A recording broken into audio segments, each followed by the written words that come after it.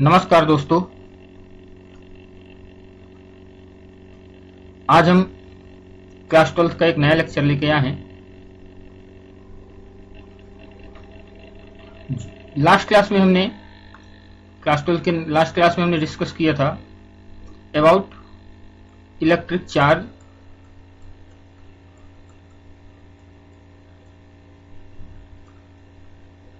And basic of Coulomb's law. आज उसी के आगे थोड़ा सा डिस्कस करेंगे हम कि कैसे just hold on.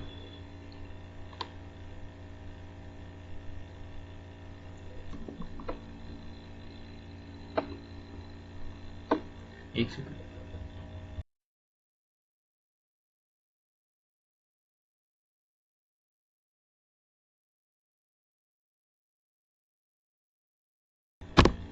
Yes, okay, आवाज आ रही? चलिए ठीक है। तो लास्ट क्लास में हमने इलेक्ट्रिक चार्ज और कूलॉम्स लॉ के बारे में डिस्कस किया था। आज उसी के आगे हम डिस्कस करेंगे कूलॉम्स लॉ का थोड़ा सा एक्सटेंशन पार्ट, और जेईई और नीट में कैसे क्वेश्चंस आते हैं उसकी प्रैक्टिस करेंगे। देखिए मेरे प्यारे बच्चों, आप लोग 2025 की तैयारी कर रहे होंगे, या 11th के बच्चे 2026 की, या फाउंडेशन के बच्चे भी इसमें होंगे। कुछ बच्चे ड्रॉपर के भी होंगे जो जेईई और नीट की तैयारी कर रहे होंगे। खास करके जेईई के बच्चों के लिए जो मेंस की तैयारी कर रहे हैं उनको भी, और साथ में नीट के जो बच्चे उनको तो बहुत ही ज्यादा, क्योंकि नीट के बच्चों के लिए फिजिक्स का स्कोर ही डिसाइडिंग होता है। इस बार का नीट का रिजल्ट आप लोग देख ही रहे हैं, काफी ज्यादा कंट्रोवर्सी में है। तो आपको ज्यादा से ज्यादा प्रैक्टिस की जरूरत होगी। जितना ज्यादा कॉन्सेप्ट क्लियर होगा और जितनी ज्यादा प्रैक्टिस करेंगे उतना आपके लिए बेनिफिट रहेगा। हमारा यही पूरा प्रयास रहेगा कि आपको ज्यादा से ज्यादा क्वेश्चंस और वैरायटीज की प्रैक्टिस कराई जाए, जिससे आपको ज्यादा दिक्कत ना हो। तो आइए आज का टॉपिक स्टार्ट करते हैं। Coulomb's law. कूलॉम्स लॉ के बारे में जो लास्ट क्लास में हमने डिस्कस किया था। आपको कोई भी दिक्कत हो आप तुरंत बताएं। Coulomb's law of electrostatic. Last class में मैंने बताया था जैसे दो चार्ज हैं, this is charge Q1, this is charge Q2, separating by distance r, ठीक है। Then the force, electrostatic force vector F is equal to K Q1 Q2 upon r square unit vector r। अगर force on 1/2 है तो distance from 2/1 तक है। भाई 1 2 पर force लगाएगा, ठीक है ना, तो 1 2 पर जो फोर्स लगाएगा तो यहां से यहां तक की डिस्टेंस क्या होगी, ये होगी। ये वेक्टर फॉर्म था। K की वैल्यू मैंने बताई थी 1/4πε0 K। फिर K क्या है, small k, dielectric constant है जो मीडियम पर डिपेंड करता है। डाइलेक्ट्रिक कांस्टेंट फॉर एयर के लिए K की वैल्यू 1 होती है, और 1/4πε0 की वैल्यू होती है 9 × 10⁹ न्यूटन मीटर स्क्वायर पर कूलम स्क्वायर। एप्सिलॉन की वैल्यू होती है 8.85 × 10⁻12 कूलम स्क्वायर पर newton metre square. Basically epsilon क्या है, इलेक्ट्रिकल परमिटिविटी है। Electrical permittivity of vacuum. Vacuum की इलेक्ट्रिकल परमिटिविटी होती है। मैंने इसका वेक्टर फॉर्म भी आपको बताया था। आइए एक इसका नया टॉपिक है। ये तो जैसे दो चार्ज हैं, कभी कभी क्या होता है मल्टीपल चार्ज होते हैं। मान लीजिए ये कोई चार्ज Q है, इसके चारों तरफ कई सारे चार्ज हैं, Q1 Q2 Q3 Q4 ... Q1। और ये सभी क्या करेंगे, ये सभी इस पर फोर्स अप्लाई करेंगे, ये सभी इस पर क्या करेंगे, फोर्स अप्लाई करेंगे। कौन सा फोर्स, इलेक्ट्रोस्टैटिक फोर्स, ठीक है, ये सभी इलेक्ट्रोस्टैटिक फोर्स अप्लाई करेंगे। तो इन सभी इलेक्ट्रोस्टैटिक फोर्स का जो वैल्यू होगी, ठीक है ना, Q1 की F1Q/1 या Q2 की F1Q/2, F1Q/3, F1Q/4, F1Q/n dot dot dot करके मैं ऐसे लिखता हूं। तो जो इसका एक नेट वैल्यू होगा, the resultant force F net on Q will be equal to the vector sum of individual force by each charge on Q। जो सभी चार्ज Q पर लगा रहे हैं, F_Q/1 plus F on Q/2 plus F on Q/3 plus F_Q/4 plus dot dot dot dot dot F_Q/n, इन सब का क्या होगा, वेक्टर सम। वेक्टर सम का आप रिजल्टेंट जानते हैं कैसे निकालते हैं। जैसे दो वेक्टर हैं, वेक्टर वेक्टर बी किसी एंगल थीटा पर हैं, इसका रिजल्टेंट क्या होगा, आर। तो आर की जो मैग्नीट्यूड की वैल्यू होगी वो क्या होगी, आप सबको पता है, √a² plus b² plus 2ab cos theta. ये वेक्टर सम का रिजल्टेंट होता है। और आपको वेक्टर सम ऐसे ही निकालना होगा। ये तो कई सारे मल्टीपल चार्ज हैं, इसकी जब एग्जांपल्स आएंगे तो आगे एग्जांपल्स में आपको बताऊंगा कि कैसे दो चार्जेस के भी रिजल्टेंट हम निकालते हैं। ये बहुत इंपॉर्टेंट एक सेगमेंट है जो एग्जाम में हमेशा पूछा जाता है, और इसको हम कहते हैं basically superposition of superposition principle. Superposition multiple charge के थ्रू किसी एक चार्ज पर कितना फोर्स होता है वो निकालने का जो तरीका होता है सुपरपोजिशन प्रिंसिपल। ये क्या होता है कि resultant force will be equal to vector sum of individual force.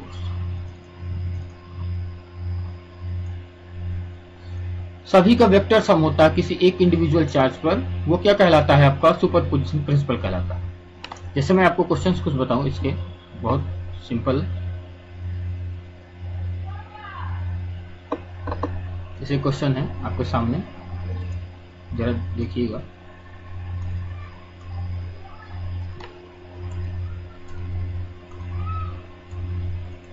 Question है, मान लो कि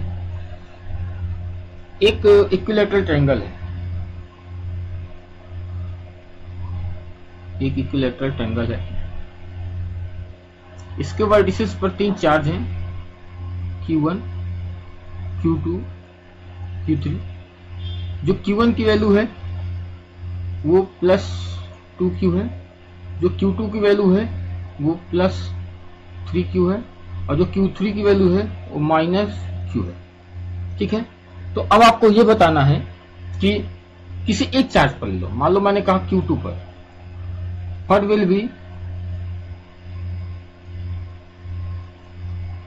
will be the force on Q2 पर कितना फोर्स अप्लाई होगा, इसको निकालने के लिए क्या तरीका अपनाएंगे। नीट में भी इसके बहुत सारे क्वेश्चन पूछे जाते हैं और जेईई में भी पूछे जाते हैं, मेंस में। आप PYQ उठा के देखेंगे तो आपको पता चलेगा। तो देखिए इसका कैसा तरीका मैं आपको बताता हूं। सॉरी, बहुत सिंपल तरीका है। जैसे Q2 पर हमें चार्ज निकालना है, फोर्स निकालना है। Q2 पर कौन कौन फोर्स लगाएगा, Q1 लगाएगा और Q3 लगाएगा। तो Q1 कितना लगाएगा, Q2 कितना लगाएगा। देखिए Q1 जो है वो प्लस का है, Q2 जो है प्लस का है। तो Q1 Q2 को क्या करेगा, रिपेल करेगा। क्या करेगा, रिपेल करेगा। तो ये फोर्स किधर की तरफ होगा, बाहर की तरफ, रेडियली आउटवर्ड होता है। अगर मैं इसकी आपको वैल्यू बताऊं, वहां पर थोड़ा सा ध्यान से देखिए। जो मैंने ये फोर्स आपको बताया था वेक्टर वाला इलेक्ट्रोस्टैटिक का, यहाँ पर जब आप इस फोर्स के बारे में बात करेंगे तो जो ये F की डायरेक्शन है, ये एफ की डायरेक्शन क्या है, रेडियली इस डायरेक्शन, ये तो इधर होगी, ये तो इधर होगी, ऐसा नहीं कि इधर इधर इधर, ये नहीं होगी, रेडियली ही होगी, ठीक है ना। मतलब इन दोनों की जो लाइन ऑफ ज्वाइनिंग है उसी डायरेक्शन में ही जो वैल्यू होगी उसकी होगी। तो यहाँ पर जो वैल्यू हम बता रहे हैं इस क्वेश्चन में कि इस फोर्स की वैल्यू क्या होगी, तो ध्यान से देखिएगा, मैं आपको बता रहा हूं।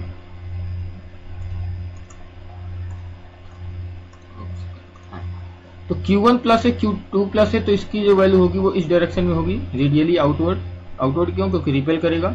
This is F on 2/1। इसके बाद देखो ध्यान से, तो जो यहां पर Q1 है ये हो गया, Q3 Q2 पर फोर्स अप्लाई करेगा। अब Q3 क्या है, निगेटिव है, Q2 क्या है, पॉजिटिव है, तो ये Q3 Q2 को अपनी ओर अट्रैक्ट करेगा, तो इसकी फोर्स की डायरेक्शन अट्रैक्टिव होगी अपनी तरफ, इधर होगी अपनी तरफ, F ऑन 2/1। ये होगा कि नहीं होगा, ठीक है। अब देखो यहां पर जो इसकी वैल्यू होगी क्या होगी, F ऑन 2/1, मैं मैग्नीट्यूड लिखता हूं, आप समझ लेना क्या होता है, K Q1 Q2 upon R square. तो K Q1 Q2 अपॉन, मान लो इसकी जो साइड है वो L है, अपॉन L स्क्वायर, ठीक है। तो K Q1 की वैल्यू कितनी है 2Q, Q2 की वैल्यू कितनी है 3Q, साइन नहीं रखते, डायरेक्शन के लिए यूज होता है, L square. This is equal to 3 to 6 K Q square upon L। Now F on 2/3 equal to K Q2 Q3 upon L square. K Q2 की वैल्यू है 3Q और Q3 की वैल्यू है -Q, minus नहीं लगाएंगे, QS लगाएंगे, upon L square. ये बाहर जाएगा 3K Q square by L square. ध्यान देना, मैं यहाँ पर थोड़ी देर के लिए K Q square upon L square को F मान लेता हूँ। क्या मान लेता हूँ, F। यहाँ पर जो ये वैल्यू होगी वो कितनी होगी, 6F, और जो ये वैल्यू होगी वो क्या होगी, 3 होगी कि नहीं होगी।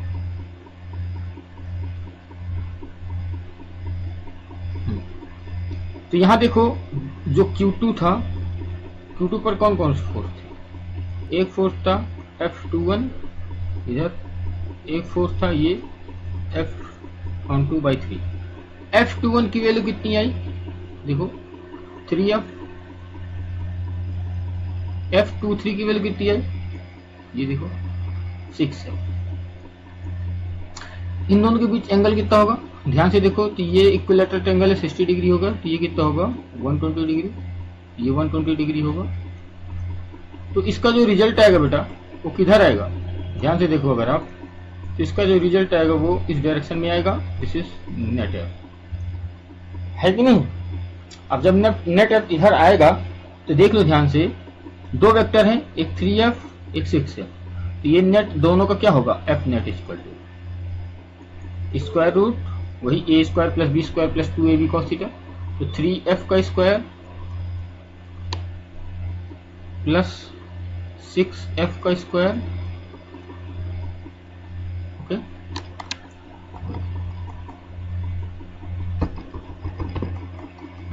प्लस 2ab, a का मतलब 3F into 6F into cos 120, होगा कि नहीं होगा, बिल्कुल होगा। तो अगर आप इसको सॉल्व करें तो कैसे होगा देखिएगा, 3 3 जा 9F स्क्वायर प्लस 6 6 जा 36F स्क्वायर प्लस 6 3 जा 18 2 जा 36F स्क्वायर, है कि नहीं, इनको cos 120 की वैल्यू कितनी होती है, अगर cos 120 को लिखें आप तो cos 120 is equal to cos 90 plus 30, है कि नहीं। This is sin 30 second quadrant में माइनस लगेगा, तो ये जो वैल्यू आएगी -1/2 आएगी, ये कैंसिल हो जाएगा, तो 18 times, hold on, just hold on, जाओ 18 टाइम्स, तो this will equal to F बाहर आ जाएगा 9 प्लस 36 माइनस 18, एफ 18 36 गया 18, 9 + 18,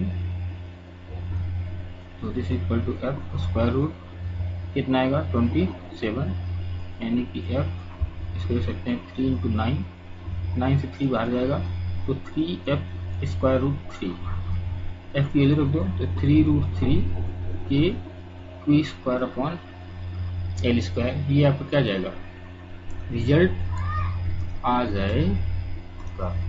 कितना रिजल्ट आया 3√3 के Q square upon L square, this is F net on Q2। तो Q2 पर कितना फोर्स लगा 3√3 के Q square upon R square.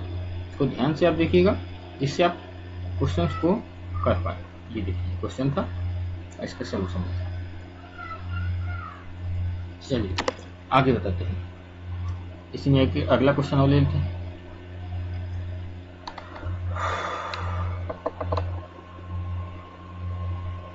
एक सेकेंड, चलिए अगला क्वेश्चन स्टार्ट करें। देखो ऐसे क्वेश्चन एग्जाम में आते रहते हैं, ठीक है ना, इनको आपको ध्यान से देखना होगा। अगर आप इन क्वेश्चन को ध्यान से नहीं देखेंगे तो आपको लगेगा बहुत टफ है, लेकिन एग्जैक्ट में एक्चुअल में ऐसा नहीं है, टफ नहीं होते, सिंपल होते हैं। बस क्वेश्चंस को ध्यान से पढ़ने की जरूरत होती है। एक क्वेश्चन मैं आपको देता हूँ, बहुत सिंपल क्वेश्चन है और इसको आपको आंसर बताना है। एक सेकंड, क्वेश्चन ठीक, इसको ले लो, एक इक्विलैटरल ट्रायंगल ले लो, फिर से वही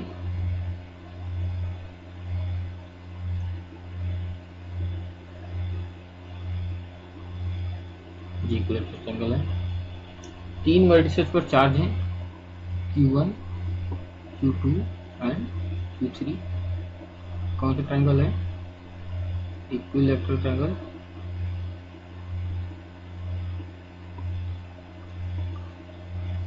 Q1 की वैल्यू है 1 माइक्रोकूलम, Q2 की वैल्यू है -2 माइक्रोकूलम, Q3 की वैल्यू है +3 माइक्रोकूलम। ठीक है, तो क्वेश्चन आपको बताना है कि नेट इलेक्ट्रिक फील्ड Q1 पर कितना होगा। किस पर पूछ रहा है इस बार, Q1 पर। इसकी साइड है आपकी 1 मीटर, 1 मीटर एंड 1 मीटर। भाई इक्विलैटरल है तो इसकी साइड इक्वल होगी, है कि नहीं। तो Q1 पर हमें चार्ज निकालना है, तो फिर वही कहानी देख लो ध्यान से। अगर देखो पहले डायरेक्शन बनाएंगे, Q1 पर कौन कौन चार्ज लगाएगा, फोर्स लगाएगा Q3 और Q2। Q1 कैसा है प्लस है, Q3 कैसा है प्लस है, और Q2 कैसे माइनस।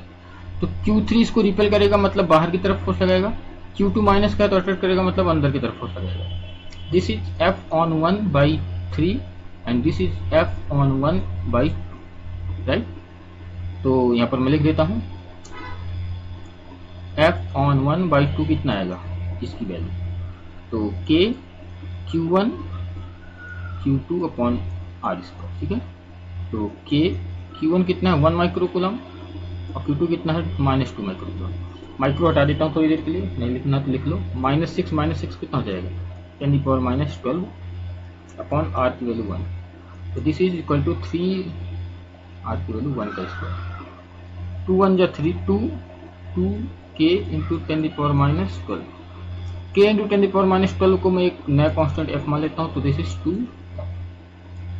ठीक है, now F/1/3 K Q1 Q3 upon R square. K Q1 की वैल्यू 1 माइक्रोकूलम 10⁻6, Q3 की value 3 microcoulomb 3 into 10⁻6 upon R square N की 1 स्क्वायर। तो F/1/3 हो जाएगा ये 1 का स्क्वायर, 3 बाहर आएगा, K इंटू 10⁻12, K 10⁻12 को यानी क्या माना F माना, तो ये जाएगा 3F, है कि नहीं है। यहाँ मैंने F की वैल्यू कितनी मानी K इंटू 10⁻12, इसको बाद में हम यूज करेंगे। अब देखिए नेट फोर्स निकालना है आपको, क्या निकालना है नेट फोर्स। यहाँ डायग्राम बनाता हूँ, एक बार देख लो। दिस इज Q1, इधर की तरफ क्या है F13, इधर की तरफ क्या है F12। दोनों के बीच एंगल कितना होगा, ये 60 डिग्री, ये 120 होगा, ये आपका होगा 120। तो इसका रिजल्ट किधर आएगा, इधर आएगा F नेट। F नेट कितना आ जाएगा, अंडर रूट इनकी देखो F12 की वैल्यू कितनी आई, F12 की वैल्यू आई 2F, F13 की वैल्यू कितनी आई 3F। तो लगा दो 2F का square plus 3F square plus 2F into 3F into cos 120 है कि नहीं, स्क्वायर। तो स्क्वायर रूट 2 टू जा 4F स्क्वायर प्लस 3 3 जा 9F स्क्वायर प्लस 3 2 जा 6। अब इंटू 2 और है 2AB वाला है ना, यहाँ मैं 2AB वाला 2 अलग रखता हूँ, ये जाएगा 6F स्क्वायर और कॉस 120 की वैल्यू होती है -1/2, 2 से 2 कैंसिल हो जाएगा, मल्टीप्लाई F कॉमन आ जाएगा, 4 प्लस 9 माइनस 6 आएगा। तो 9 में 6 गए 3 और 4 प्लस 3 7। तो this is F square root 7 आएगा। F की वैल्यू कितनी है, K इंटू 10⁻12 है, तो ये आ जाएगा F net equal to K square root 7 into 10⁻। K की वैल्यू आपको पता होनी चाहिए, मैं बता देता हूँ, रख लेना 9 इंटू 10⁹ ये होती है K की वैल्यू। तो आंसर कितना आया, K square root 7 right 10⁻12 newton, है कि नहीं है। तो ऐसे क्वेश्चन एग्जाम में आपके पूछे जाएंगे, K की वैल्यू आप रख सकते हैं और सॉल्व कर सकते हैं, इसमें बड़ी चीज नहीं है। चलिए यहां तक समझ में आया, ये समझ में आना बहुत जरूरी है, क्योंकि ये नहीं समझ में आएगा तो दिक्कत हो जाएगी। मैं क्वेश्चन और देता हूं, फिर इसके बाद देखेंगे क्या करना है, ध्यान से देखिएगा।